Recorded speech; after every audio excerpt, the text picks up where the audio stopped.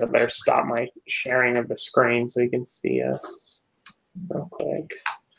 So, all right, good timing, Jesse. So we're, I guess I'm just gonna go back and share. So if we go off of the share price of two, because we have to see what the okay, she's able to get the pre-money value of 2.5 million.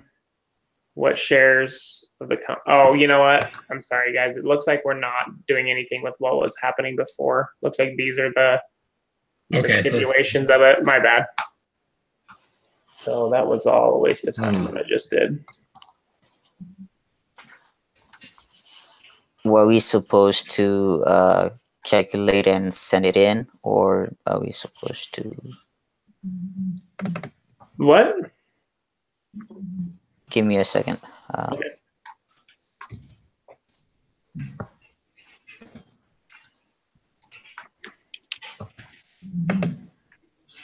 Now I was asking, are we supposed to calculate something and send something in, or? Yeah, so we're just going over these questions that I have shared here. They're just a group, complete with your group is what we're supposed to do here. So I figured we just set up a spreadsheet to answer this question number 1, and then we'll talk about the Doug Cusman, the YieldX discussion. We'll answer number 2, but right now we're just going to knock out this whatever it's called, conversion chart. Capitalization table. That's what it's called, capitalization table. So what is the pre and post values for this investment? So let's see here.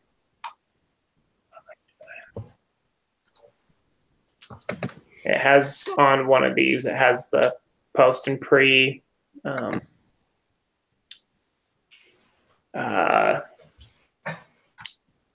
geez Louise, what's it called?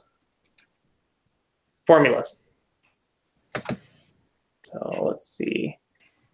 Sorry, I can't remember. Formulas on that are fairly straightforward. Yeah. Okay. So the pre-money is pre and post. So pre is the 25 or 2.5 million, right?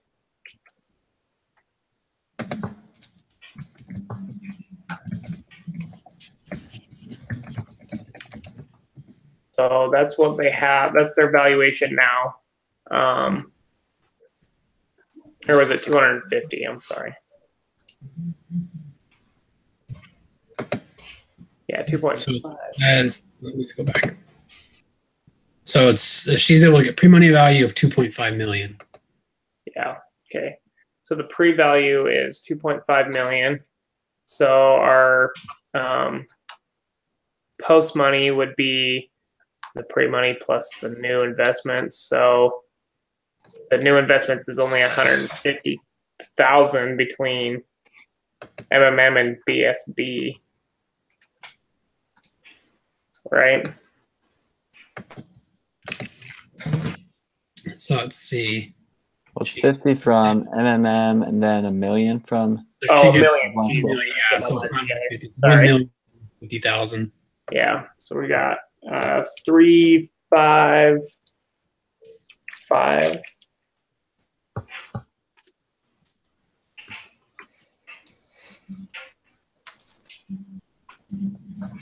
So that's our pre and post here. But they want 30% of the company for $50,000. It's a little steep. It's not very. That's a steal. Yeah. So if she's able to get a what shares the company will Lexi own after the second round of financing? So she did. Oh, well.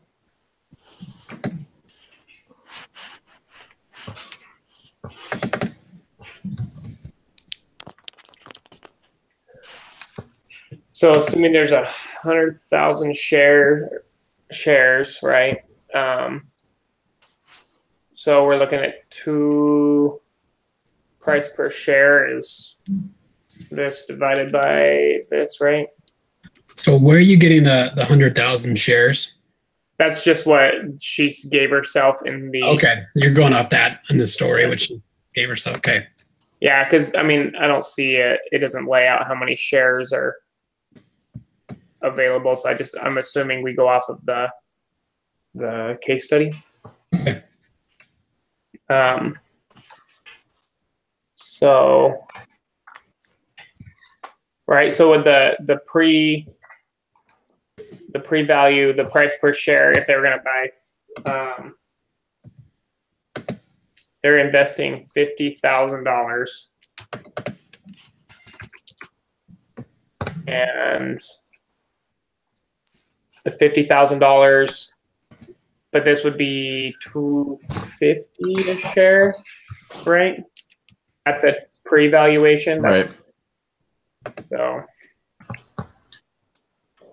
Was it? it'd be 20,000 shares. And then assuming that the price stays the same for both of them, would that be, or you guys think that's what would be accurate? Let me see here. I'm kind of.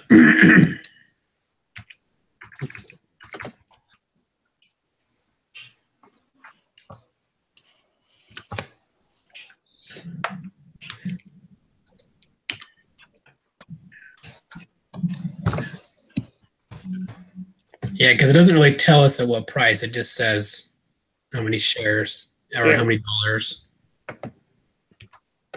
So I'm gonna assume that would be about, all right. That didn't.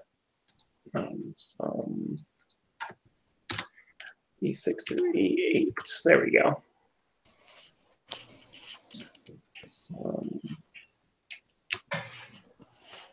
Okay. So that would be the ownership of, based off the 250 share. Does that look right? And that's after she gives out everything to BSB, MMM. Mm-hmm. Okay. Yeah. So I don't know.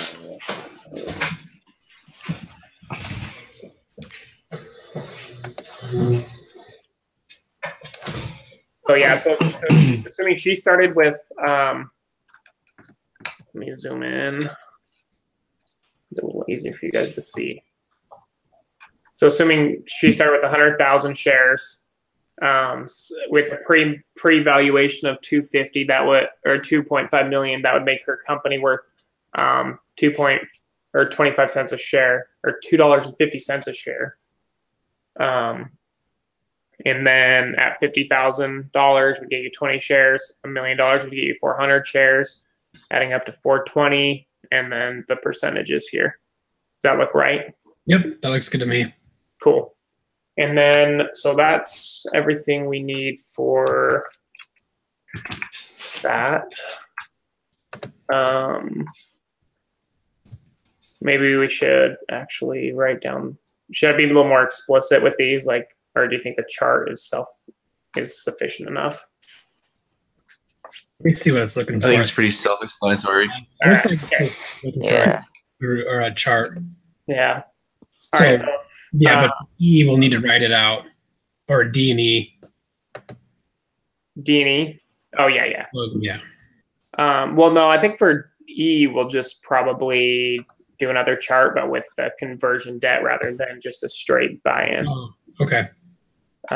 So, but that's pretty easy. I got another one of those. We can just copy here and paste it back over here. How many tables do you have? Well, just for this 2, but for the individual assignment, I did 6.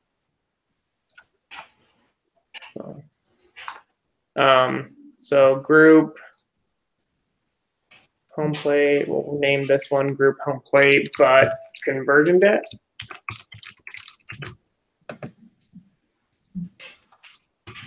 Perfect. I like how it's laid out. So Oh, that was dumb. I should have. Sorry, guys. I'm going to change this. I should have done this.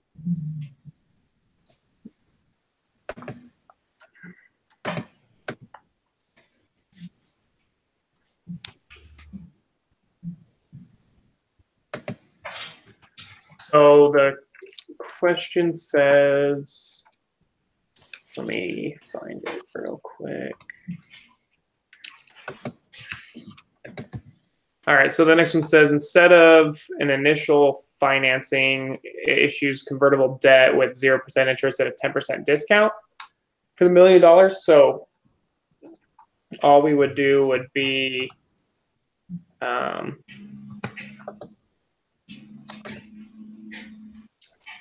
me change this.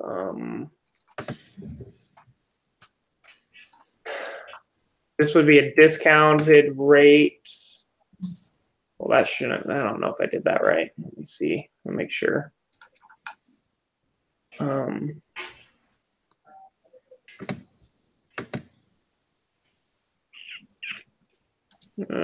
because I would give them more shares, wouldn't it? Maybe I did this wrong.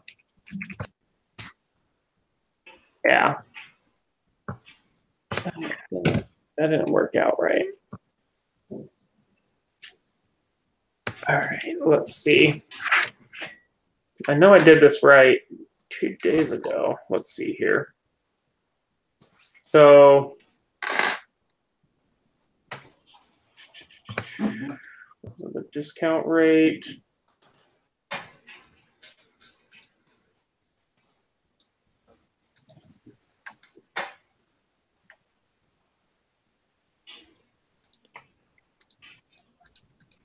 Oh, duh.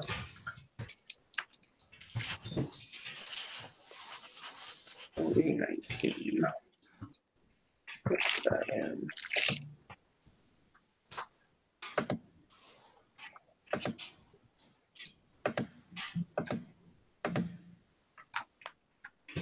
All right, so that's weird. Because I want to say with the other example, doing it, the conversion rate got her more money, or got more retention. With the convertible debt. Yeah, with the convertible debt, she had more retention last time. Me, right? Or did I mess that up? Let me look. Oh, here. you know what? I wonder if it's because we need to do the post valuation here, not the pre.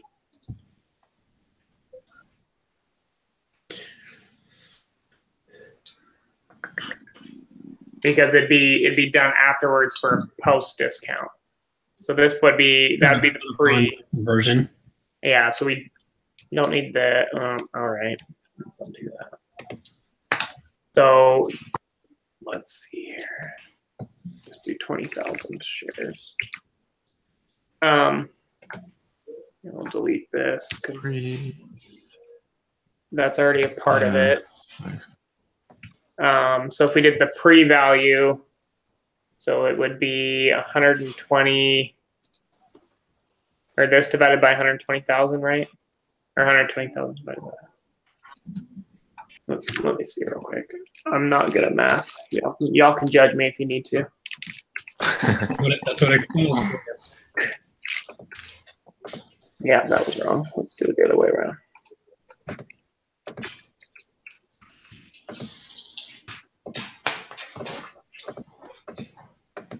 That's still not right either.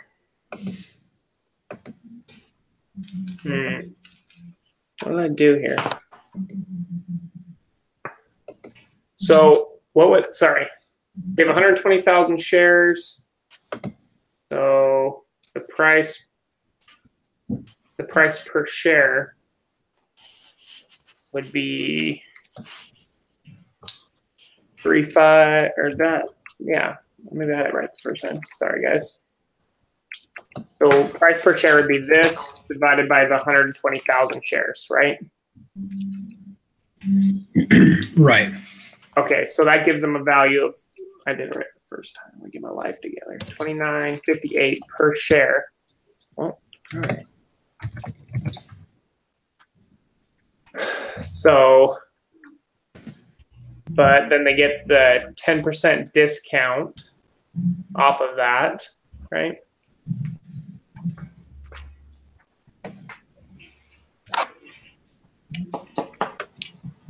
That $2.80. Whatever.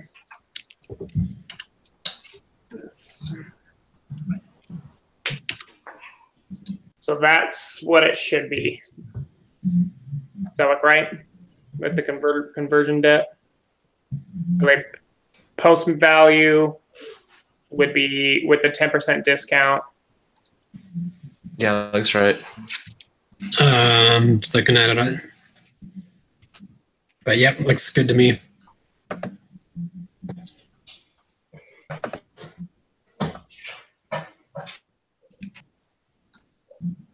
All right. So we have the initial investment there, everything. She loses a ton of money, or excuse me, she loses a lot of dilution. That's the word I'm looking for. I remember thinking that when I read it. She gives out so much equity. Yeah, she retains a lot more equity this way. Cool. So I think that answers. That's A through D. Yeah. So which We option? also kind of answer E, at least in my opinion, because we talked about giving away the equity. Yeah. Right. Cool. So for Lexi, the conversion debt is a much better option.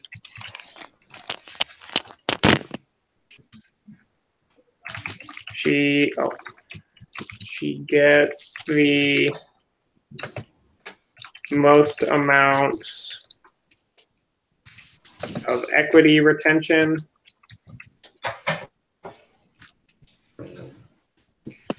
for the same amount of investments. Same investment amount.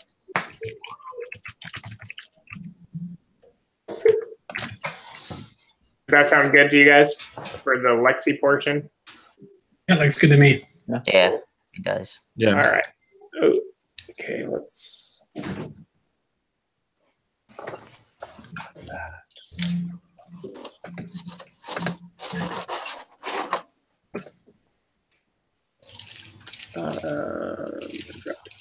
Okay. MM would be would be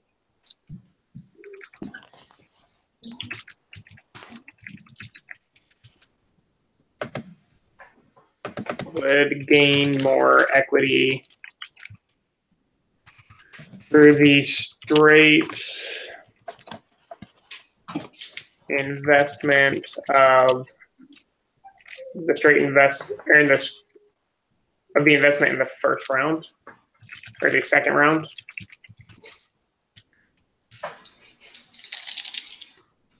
Yeah, so I think the thought for me is the reason why the debt conversion was better. Oh yeah, for MMM is so what's better for MMM is just investing it because they get, rather than getting 24%, they get like 77% of that. And then when you look at your well, man, I just lost it. Equity, return on equity. Mm-hmm. That's a, if you have 77%, that's a lot better investment for you than 24%.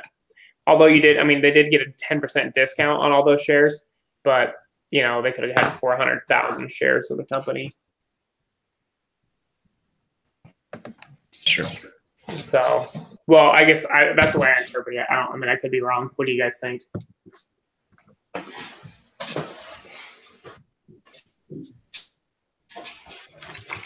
Yeah, I kind of said my piece, but I think for her, the best option is a debt conversion.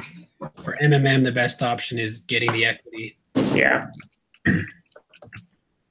So the 77% of equity is much better for MMM than the 24% with the conversion debt.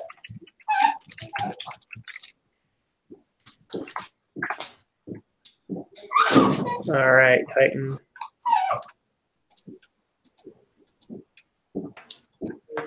Dang it. All right, maybe I'll do one more.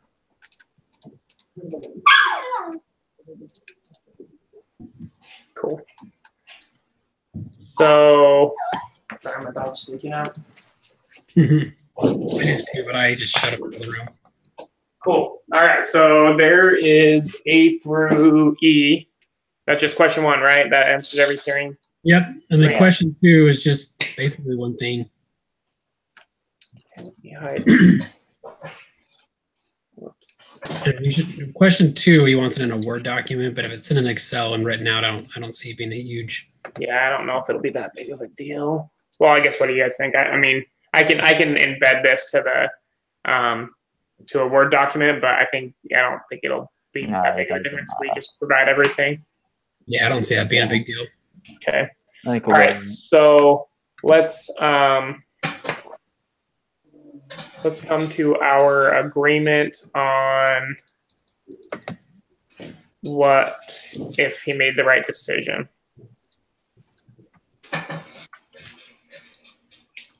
So should he have hired Shields?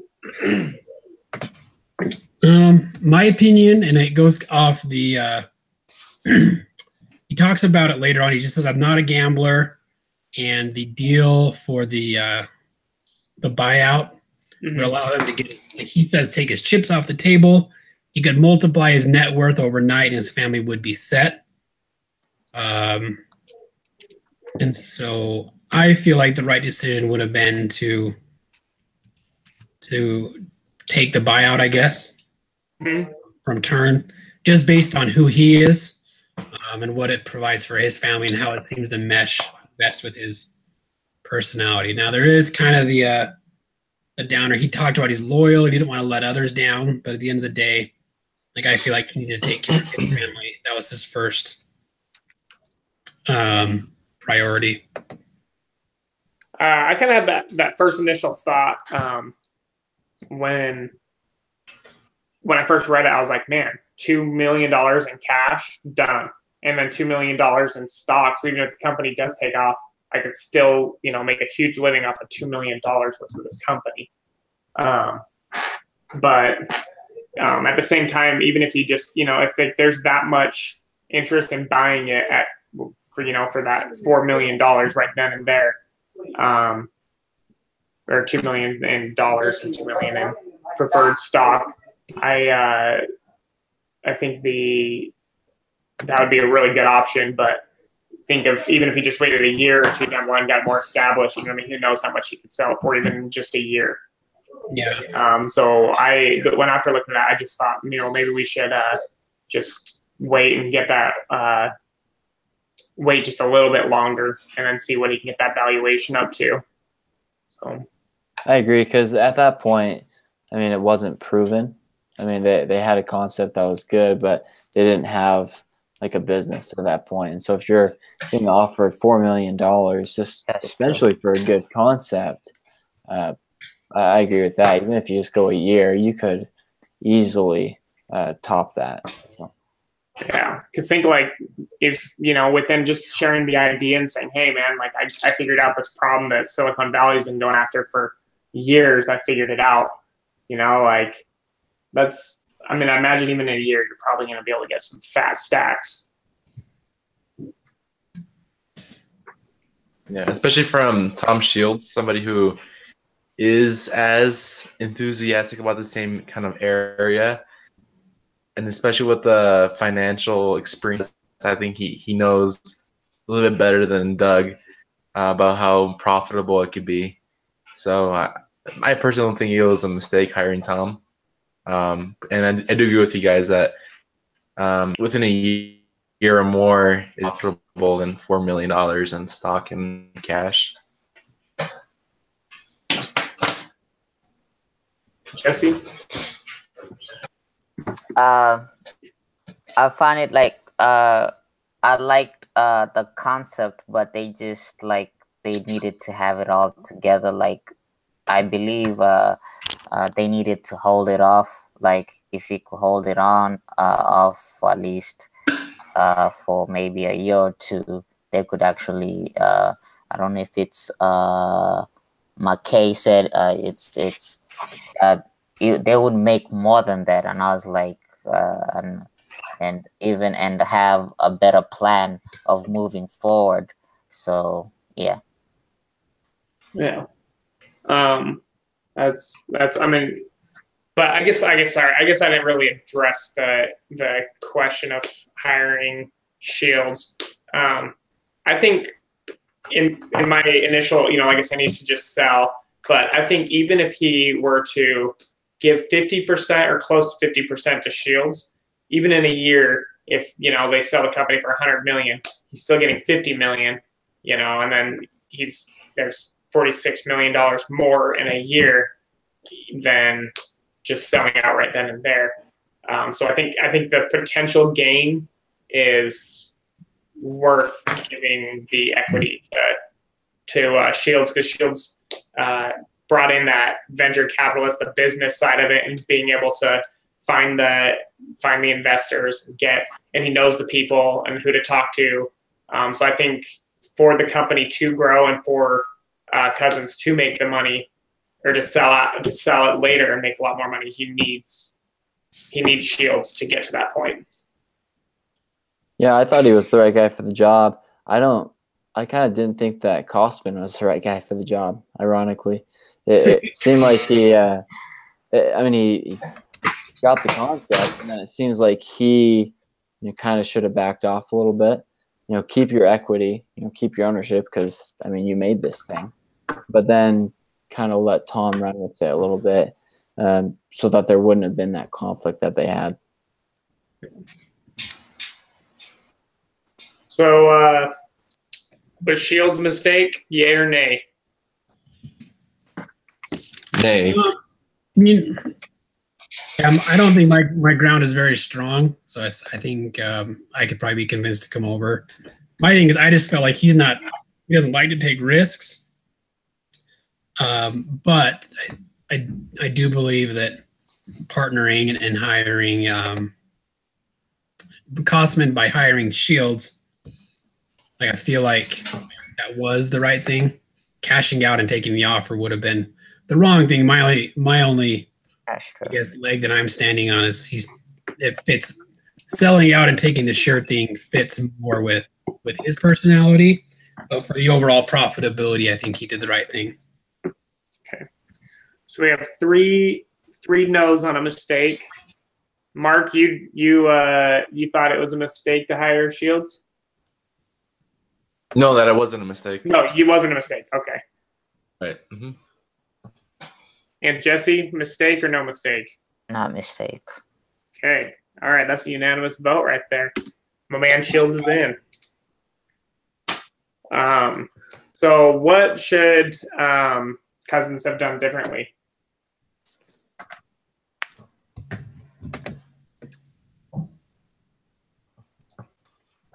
Or what should Kosman have done differently? Yeah, sorry, what did I say? I don't know. Maybe I heard something else. No, sorry, man. I was typing while I was talking, so that doesn't quite help when I'm trying to. Yeah. So, yeah. So, what do you guys think? I'm just kind of trying to rehash it. Okay. I agree a little bit. I think it was McKay that said this. The more I read this, just the less impressed I became with Kosman as an entrepreneur, as a CEO. I felt like he was a smart guy. He had some good experience, and technology-wise or technologically, he had a good plan. He didn't seem like he knew how to make a decision, and he just seemed like he struggled with every little thing. So I became less and less impressed with him. Yeah. As I read through this. But didn't he, the whole point was, sorry, for bringing in Shields, was the point of running the business and the more of the entrepreneurial side, because he didn't he said he wasn't like a leader. He was all about the technical, so he went with I think he was like chief technological CTO or something. Yeah. So I think I don't think he had the entrepreneurial spirit, but I think he knew how to find the right people to make his business go well. You know, he had the investors from whatever sequence. Geez, what's his name? Long, or I can't remember. Whatever his investor's name was. The initial one. He kind of like knew where to find the people, and then they talked to Shields. You know, Right. They kind of hit it off. I think he knew where his shortcomings were, and I think he just was a little more honest about his reservations, because it'd be pretty hard to, you know, like look at my family, look at my house, everything, and be like, man, I could be set for the rest of my life tomorrow. Or if I wait a year, the rest generational wealth. You know what I mean? Right. So I think he was honest with himself and found, you know, the right people for the right job to make his business thrive.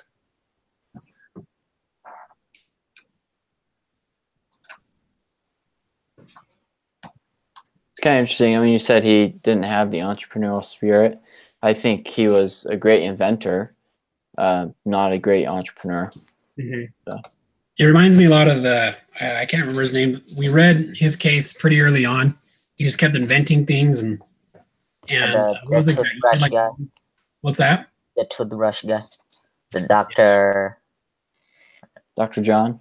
Yep, Dr. Yeah. John. Yeah, similar guy, very smart. Came up with, understood technology and needs. Wasn't as skilled or as well versed in actually running a company. Seems like they're two different skill sets. Yeah. But I don't blame them, because like you're saying, there's two different skill sets, but sometimes is like some people are just good in one thing, but it's kind of like I don't know what class I was at I think it's just this semester. We still need other people for other parts. You might be good in one area, but you need somebody has more experience and more expertise in another area. It's not good to just have it like know everything. I mean, it's good to know everything, but like just you trying to do everything sometimes might not work out as you want it. Yeah.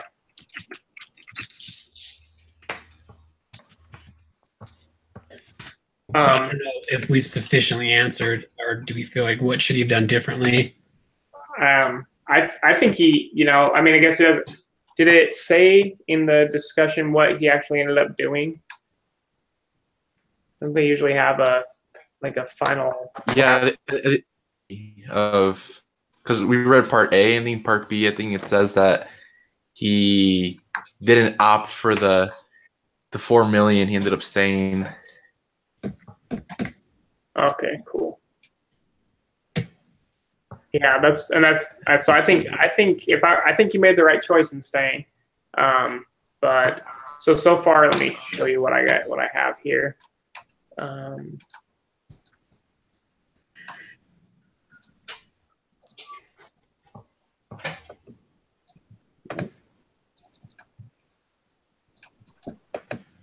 So I put, we decided that hiring Tom Shields was a good idea. Cosman knew that he did not have the leadership abilities to run the company, and that is where Shields came into play. Shields understood the technical side of YieldX and how to run a business. And then we can say sorry, do you guys think that he did the right, so we all pretty much agree that he did the right thing, right? Yeah. Okay. So we believe that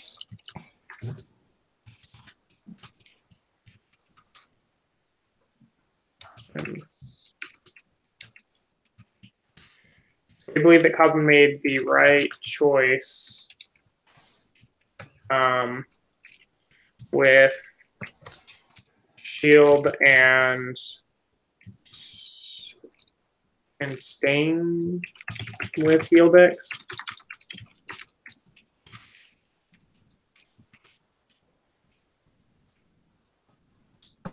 Same with the Yieldix. So I mean, how do you guys? I guess I like just saying that one sentence. I don't know if that'll be good enough. He handled the situation how we would have. Yeah. Usually, to be honest, I've written. I mean, this is pretty much on par with how I've turned in things, and we haven't lost any points. Cool. So.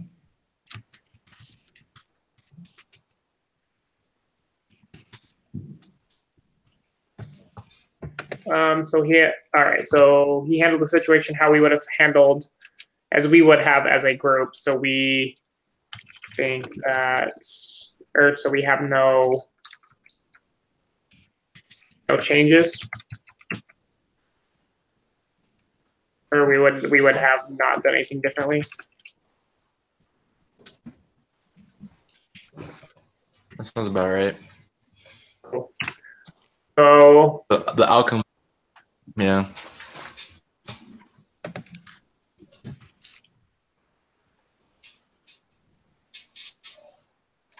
All right. So let's see here.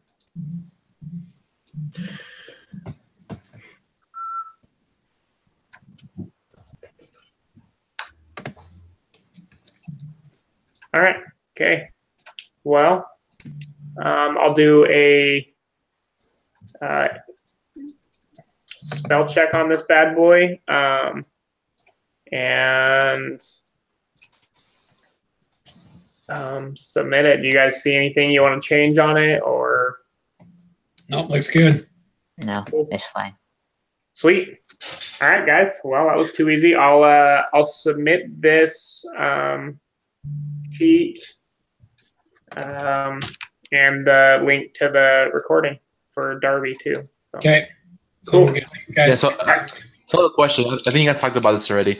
So we're not going to be doing the group discussion, Yieldix, and home plate, just the questions as a group? Sorry, I think, well, when I looked at the, sorry, my bad. The activity groups on plate. So, where do you see, sorry. Yeah, there's one for the assignment. Yeah, so it's a week 5 group discussion, and the other one we did was week 5 group assignment. Oh, whoops, my bad. Group discussion assignment.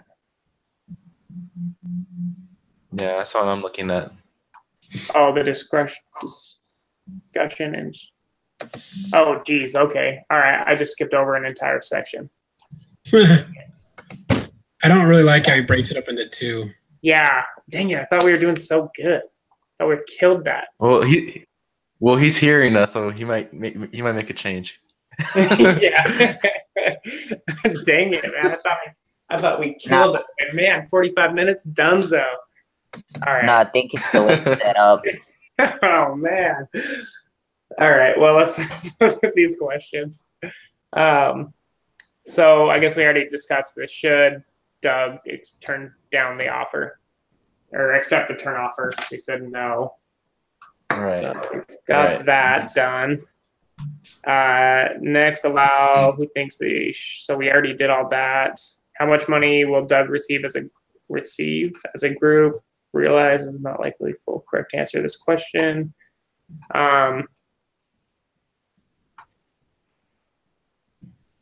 Do we turn in these questions? Or is just things we talk about? These are just things we talk about. Okay, cool.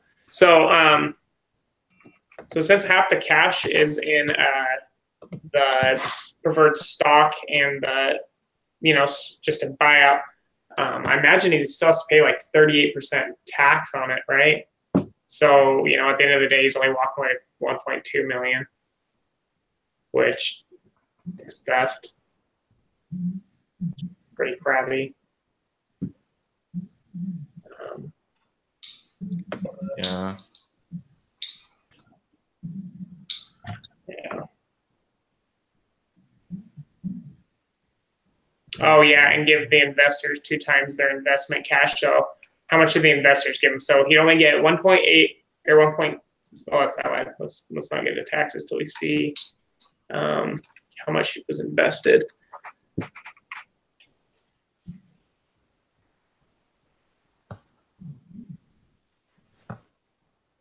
So he had 100,000 in convertible debt with interest.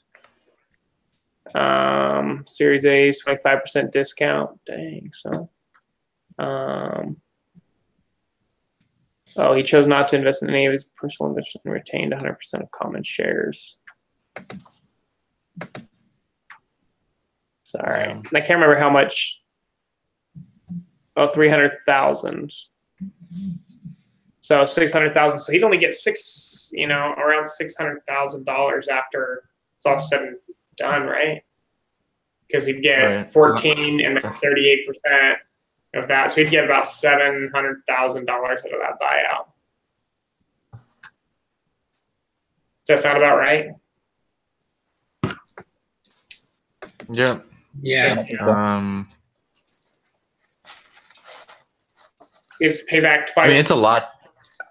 Yeah, I think it's a lot for us college students, but I think at the end of the article it says there have been several recent acquisitions of 300 million or more in the industry. Yeah, and that's what I was thinking, like, because I didn't even think about paying back the investors. So I was thinking 1.2 million. I'm like, yeah, I could probably, go work at Cabela's and sell guns for the rest of my life with that sitting in the bank. But after, like, you get $700,000, after because you're going to go buy a house, buy a nice car, maybe a new Harley. And then after that, you're probably only going to be sitting on, a few $100,000. All right. That's sounds a lot. I mean, I guess the preferred the preferred stock, you can make some money with, but you could probably, whatever, make some money off that. But that doesn't sound like a lot. I think it was worth staying in and doing the bigger buyout. Yeah.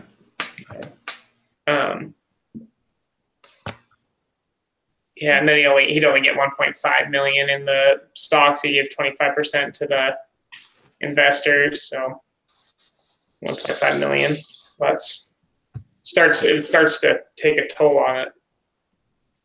Most definitely, yeah. Yeah. What do you guys think? I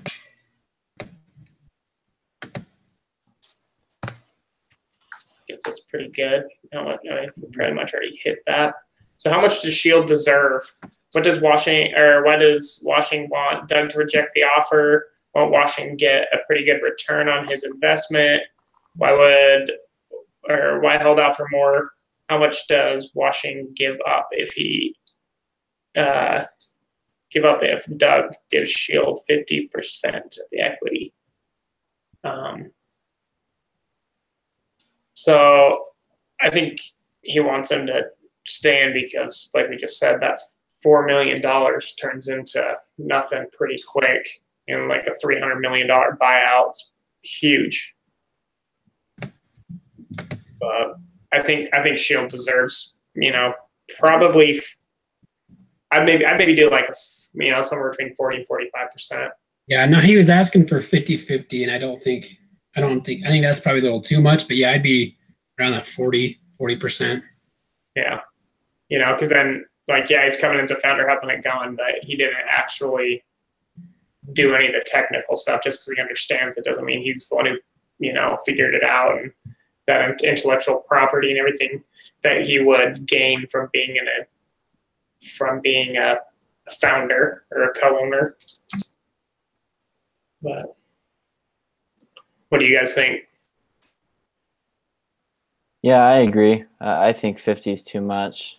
The technology was already there, and that's really what was proprietary about the business. And so I thought that was a little high. I'd go 40. Yeah. Jesse? As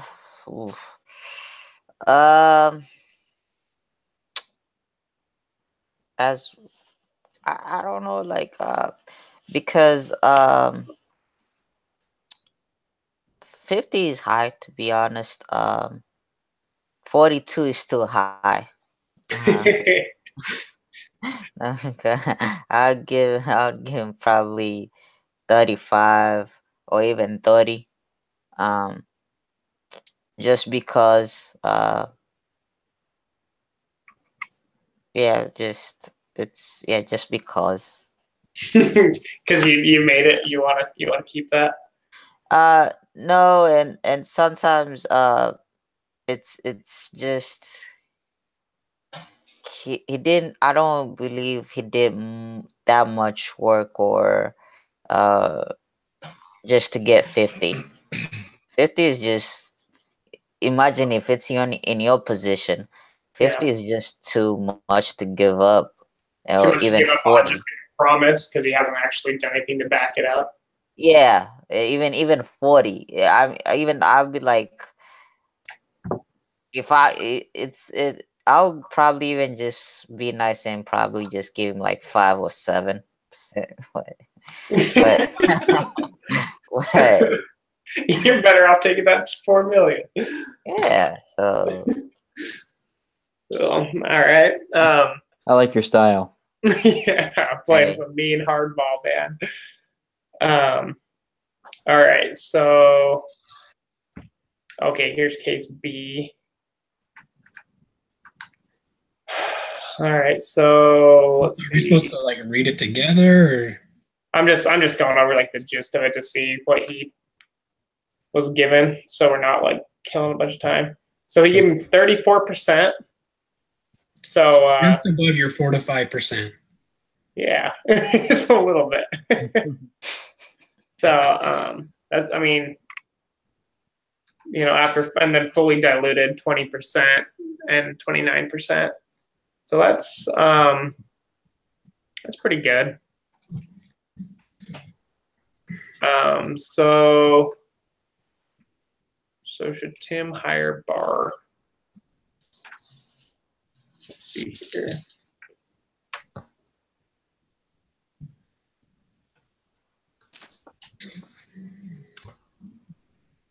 So Jim Barr came recommended from Tom Washing. Yeah, highly recommend from Tom Washing. Barr at Strong Track, multi-successful startups. He'd been a CTO last company. Barr's supposed to be a good fit, but trouble with Barr is unfamiliar with several key components of YieldX solution. He wondered how Barr could manage the software platform that he didn't fully understand. Kaufman's also concerned that Barr seemed to be questioning the skills and output of some of the employees that he had hired. So I feel like Cousins is kind of just butting heads with him a little bit, but it almost feels like what's his name? The guy whose last name starts with the C, Cosman. It almost just feels like he has an issue like letting go. Like my opinion is he brought this guy in to be his CEO, and if that's the case, then you need to trust him to make personnel decisions. Like what's the point of partnering with somebody? I mean, you don't just blindly trust, but I think you brought him in. You knew you didn't have the acumen to run the company, and so part of the CEO is making personnel decisions and things like that. He's getting hung up like on, well, the guy doesn't fully understand our product. He doesn't get along with some of the people that I've hired. A lot of his issues just seem to be a little bit of a pride thing, and doesn't have much to do with his qualifications at all. Yeah. It seems more like, and he's like concerned that he doesn't understand the inner workings of the company, but he doesn't need to necessarily know the technical side to run a successful startup. He's proven himself on multiple startups, so I don't think he needs to know exactly, to be able to know exactly how every single thing works on it. If he seems like a pretty smart guy, he can, he was the CTO at a different company. He should be able to figure out the gist of it promote it, you know? Yeah, I guess qualifications are there. Now, kind of feeding into number 8, I think it will impact culture and the leadership team. I don't think it'll have too much of an impact on investor relationships, other than maybe investors aren't as likely to invest in a company that has friction among the leadership team. Yeah. And also, Washing recommended this guy too, so I think that's how it could affect investor relationships. Yeah, that's true. His kind of best investors saying, "Hey, I like this guy," and then and with Tom Washing being from the sequel DC, clearly. I don't know if it ever says that he's on a board of director advisors or anything, but I think he's been around advising enough that as an investor to look at, hey, another board of advisor person or a VC person said, hey, you should hire this person, and they wouldn't do it. That would make me feel like, if I had some suggestions, are they gonna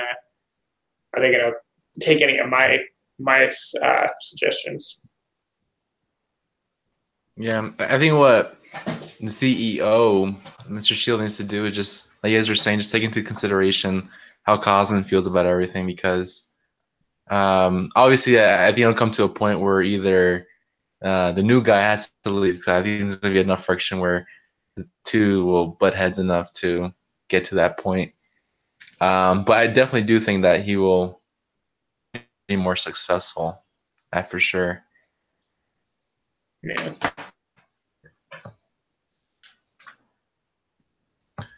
Right.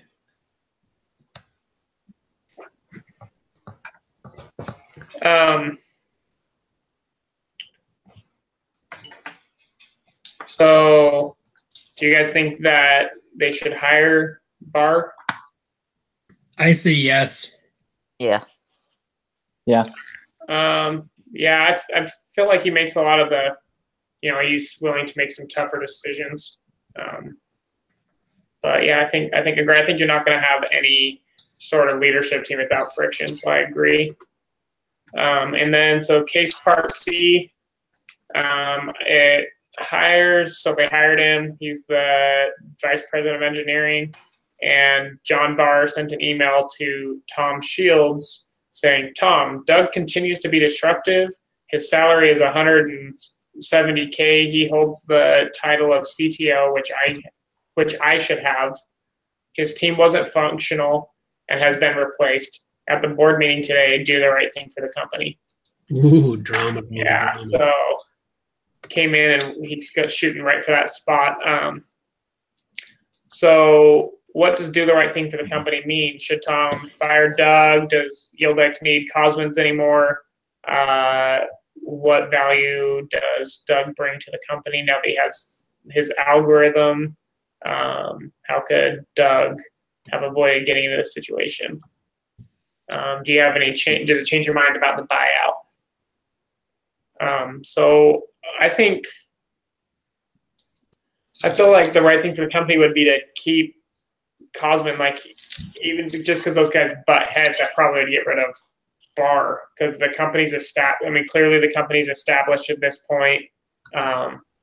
If the guy who started the company figured out this algorithm that all of Silicon Valley can figure out for 13 years, I feel like that's not going to be his one and only, his one-hit wonder. He's going to have more to contribute. So I think it would be better for Tom to either say, hey, guys, we need to sit down and figure this out, or one of you needs to go. So just to play devil's advocate a little bit, yeah.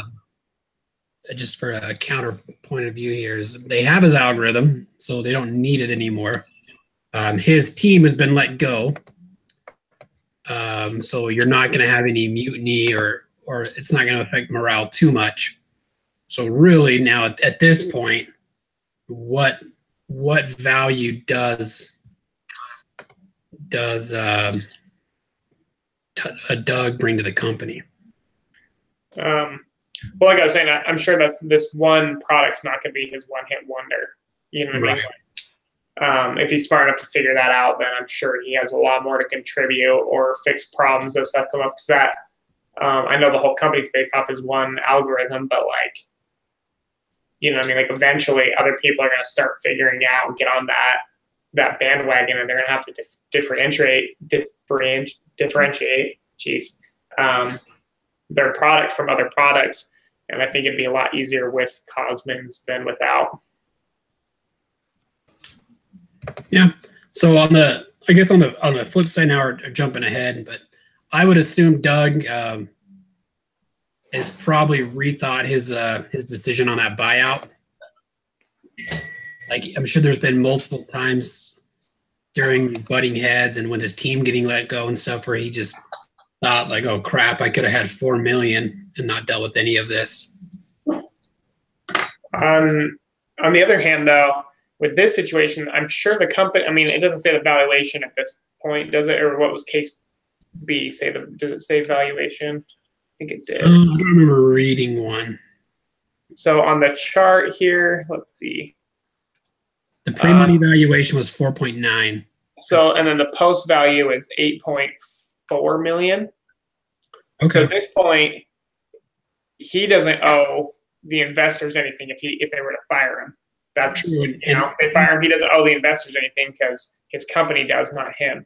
He still owns 20%. He would liquidate that 20%, walk away with, you know, just as much money and not have to owe the investors anything. So 20% of 8.4 is 1.6 million. Yeah, that's still more than he'd walk away with doing the buyout. True.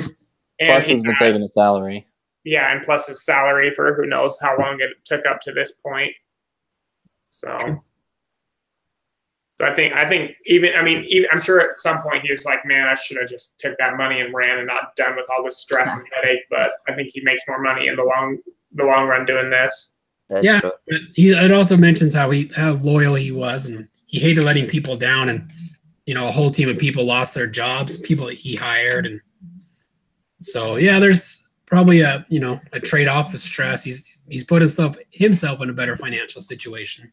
Yeah, but there's probably been lots of stressful days and nights to get to this point. And sorry, it was 29%, not 20. I told you wrong. So he'd get 2.4 million. So That's pretty cool after taxes, whatnot. Still life-changing money. Yeah, for sure. Because I mean, clearly if he can, if he's that smart, I'm sure he can land another over 6-figure plus job, and then he'll have 2 million sitting in the bank after tax. You could also. This is like getting off topic, but there's tax-free investments that get you about 3 to 4%. That's about, so you could just have that 2.5 million or 2.4 net yourself, $90,000 a year tax-free. Yeah, just do a little bit of inflation, what's it called? Capital preservation. Yeah, you could do those. You could do some like municipal bond fund things that you could tax. Or set up an income-based investment account. Live off that money. Lots of options. Yeah, definitely life-changing, and it gives him a lot of. His family's set, and then it gives him flexibility to pursue other things. Because, like you said, this probably isn't his only idea. Yeah. So. Well, cool. All right. Well, let's move on to home plate. What do you guys say? Yeah. Did we kind of do that, or we? Oh, okay. Well, yeah, I guess I can bring up my sheet again with the screen share. So this was the conversion tables that I did for the first one. Price per share. She invested $1,000, so there's that 100% ownership. And then with the investor spending $50,000, 50%, and then down the line, at $2 valuation, 25,000, 80/20, and then on, and the 250, whatever, 44, and then all the way down, just continues. Yeah, then as far as the mode on how we get there, you just do the Basically, I feel like in each situation they gave you 2 of the 3 figures, and you just had to either divide or times by. You have to total investment divided by the number of shares issued and figure out the price per share, or figure out the number of shares issued and times that by the price per share. Whoops, I did two of the exact same thing. Dang it, I already submitted that. You can resubmit. Because like last week I submitted the wrong document first. You can resubmit and just leave a note. Yeah, cool. Update it. All right, well. This one is a personal one, right? The one you have on. Yeah. Yeah, so this is the individual one. We're just supposed to see if anyone had any discrepancies towards if y'all got the same answers, discuss or work together. So did anyone else get different numbers here? No, mine are all the same. And I watched you do it and I got about the same thing. Cool. Everyone else, everything else does that look right for you guys? Yeah. Yeah. I went through the exact same process to get those with the shares and total investment. It's pretty straightforward. Cool. All right. Well, I'll pull this sheet off here. Oh wait, we have another. I'm just kidding. Nothing else. I was like, man, I'm so bad at this. Okay. All right, cool. I'll submit those deals Alex. and yeah. So. Now before you, I would like to talk to you when we're done. Me? Yeah, dude, I got you. Okay. All right, cool. I'll stop the recording too. So, or unless you want it to be a public deal. Oh no. No. Okay, cool. Okay. All right. Sounds good. Later, guys. See you guys.